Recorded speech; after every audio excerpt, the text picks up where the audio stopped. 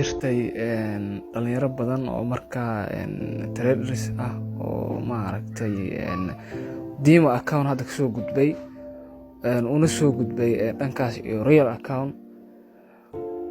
marka caqabadaha haysta waxaa ka mid ahay inaysan aqoon macnaha markii ay real account furtaan qaabkii maaragtay la iskugu xiri lahaa MT4-ka markii sida lagu xiri lahaa.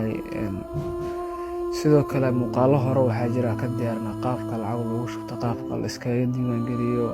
waxaa ka sameynay muuqaalo oo 10 gaaray ayaa ka sameynay arrintaas. marka insha Allah muuqaalkan wuxuu ku saabsan yahay markii real account aad furatay, dukumentiyashaada la aqbalay, depositna aad sameeydo oo lagu soo diro MT4 login. macnaha waxaa ku geli lahayd loginkii, usernamekii, passwordka aad ku geli lahayd MT4-ka.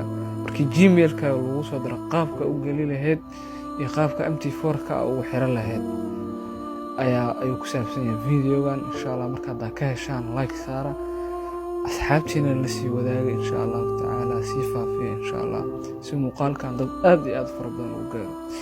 okay, marka deposit sameysid gmailkaaga ayaa waxaa lagu soo dirayaa MT4 login credential ama your MT4 account credential. hadda sida u jeedaan emailkan ayaanu hadda maaragtay inoo soo direen FX Primus MT4 cusub aan samaysta waaye.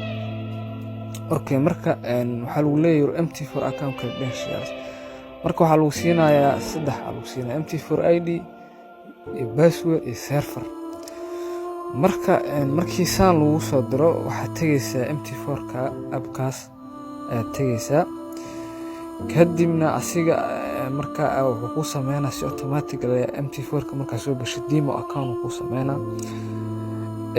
adiga marka waxaa la rabaa inaad adiga ku xiratid. marka waxaad taabanaysaa saddexdaas calaamadood.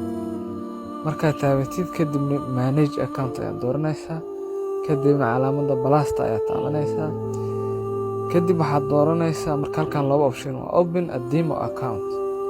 option koowaad waxaa waaye markaad rabtid inaad demo account furatid. optionka labaadna waxaa waaye markaad rabtid inaad maaragtay aad gashid existing account hore u samaysnaa. MT4-ka hadda noo soo diro waa mid hore u samaysan oo FX Primus ee noo diyaarisay.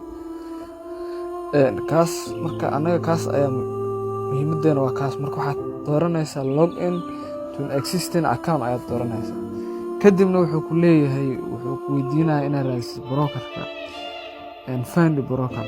qaladaadka inta badan dhalinyaro ee sameeya waxaa ka mid ah inay halkan ku qoraan brokerka magaciisa. tusaale ahaan hadduu yahay XM oo kale, XM ayaa halkan ku qoraya. waxa dhaca ama FX Primus brokerkaas oo isticmaala qofkaas FX Primus ayaa ku qoraya. marka